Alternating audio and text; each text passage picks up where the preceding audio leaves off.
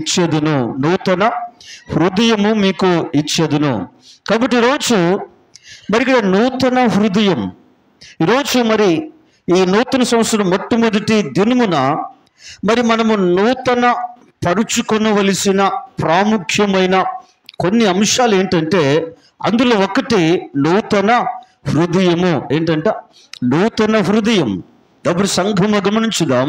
ఈరోజు ఒకసారి ఆలోచన చేద్దాం. ఎందుకు హృదయాన్ని ఎందుకు ఈరోజు పరిశీలించుకోవాలి? ఎందుకు ఈరోజు హృదయాన్ని పరీక్షించుకోవాలి?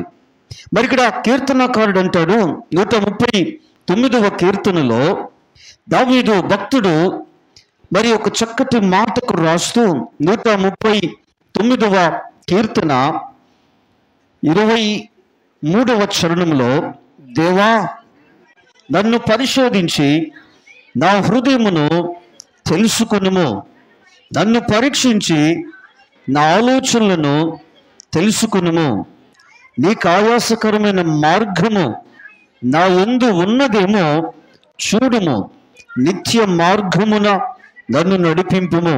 కాబట్టి దావీదు భక్తుడు మరి ఇక్కడ ఆయన చేసినటువంటి ప్రార్థన మనం గమనిస్తే, దేవా నన్ను పరిశోధించి నా హృదయమును తెలుసుకునుము, నన్ను పరిశోధించు.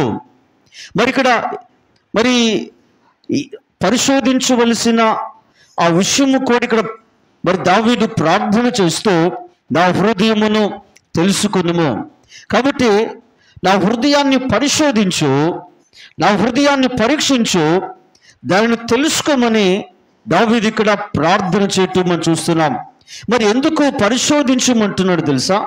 నీకు ఆయాసకరమైన మార్గము నా యందు ఉన్నదేమో చూడుము అని ఇక్కడ దావీదు భక్తుడు ప్రార్థన చేయటం మనము గమనిస్తూ ఉన్నాం. కాబట్టి ఈరోజు మరి నూతన పరుచుకొనవలసిన మరి మొదటి విషయం ఏంటంటే, హృదయము నూతన పరచబడాలి. హృదయము నూతన పరచబడాలి. ఎందుకు అంటే, ఇర్మియా గ్రంథములో 17వ అధ్యాయము 9వ వచనాన్ని గమనిస్తే, ఇర్మియా ప్రవక్త ఆయన గ్రంథస్థం చేస్తూ 17వ అధ్యాయం 9వ వచనంలో, హృదయము అన్నిటికంటే మోసకరమైనది, అది ఘోరమైన వ్యాధి కలది, దాన్ని గ్రహింపగలవాడు ఎవడు? కాబట్టి ఇర్మియా ప్రవక్త రాస్తున్న మాట, హృదయము అన్నిటికంటే మోసకరమైనది, అది ఘోరమైన వ్యాధి గలది. కాబట్టి హృదయము అన్నిటికంటే ఏంటంట మోసకరమైనది. అంటే హృదయానికి ఏ లక్షణం ఉందంటే మోసం చేసే లక్షణం ఉంది. అందుకే బైబిల్ చెప్తుంది, అన్నిటికంటే మోసకరమైనది, అది ఘోరమైన వ్యాధి కలిగినది.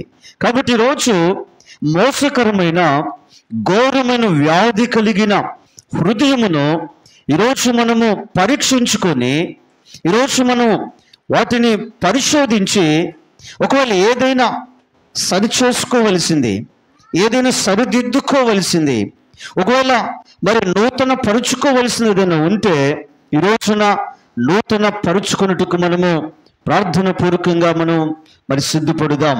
అప్పుడు సంఘము గమనించుదాం.